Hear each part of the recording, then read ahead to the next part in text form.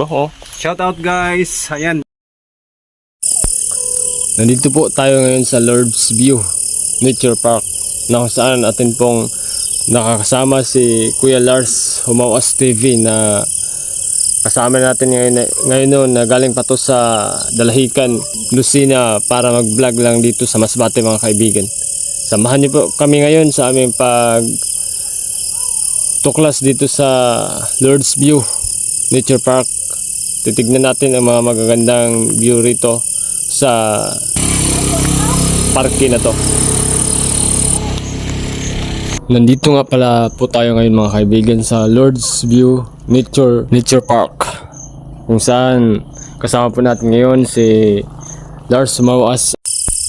Galing pa to ng Dalahican, Lucena City mga kaibigan. Pumunta lang talaga yan dito sa Masbate, Kawayan Masbate para mag-vlog at makipag kulab sa atin dito sa Kawayan Masbate.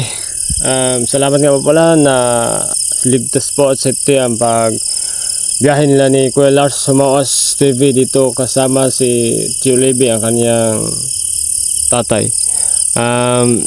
Isa po itong mga pagkakataon para sa aming kolaborasyon ngayon na nakakasama ko po siya na mamasyal dito sa Lord's View Nature Park upang mapuntahan rin natin personally ang parke na ito, no, at atin rin ma-documentary.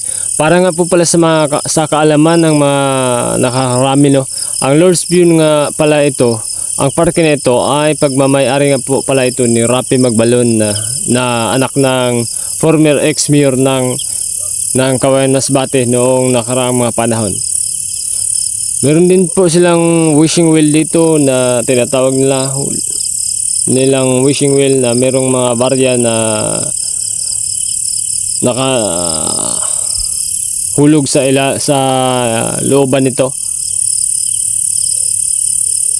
May mga hagdan-hagdan din po dito, may mga waiting shed po tayo na nakikita, no. Ayun na po ang kabuuang view dito sa itaas ng Lord's View. Ayun po mga kaibigan, overlooking nga po pala ang parking ito dahil nasa mataas po siya na area. Tapat lang po ito ng Bihia Foothills Prayer Mountain. Pag nandun po tayo sa Bihia Foothills Prayer Mountain, pag nakaharap po tayo sa bandang silangan, ay ito pong parking ito. Ang Lord's View na to ay atin pong makikita at nasa harap po natin ito. Ito po yung exact location niya.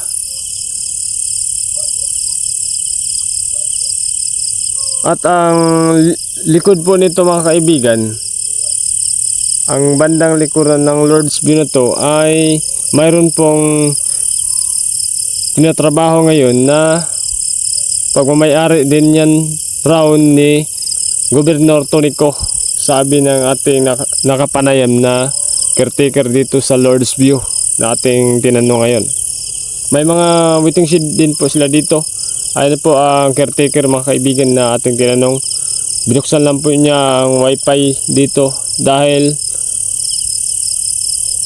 maaari po tayong mag-online pag gusto natin mag-online, maghulog lang po tayo ng barya dito sa wifi. Ayun na po, kanya na po binuksan ang wifi dito sa Lord's View. Ayun po si Kuya Lars Humawas ay pansamantalang umupo po ngayon upang kumuha po ng mga video sa aming gagawin na kainan ngayon.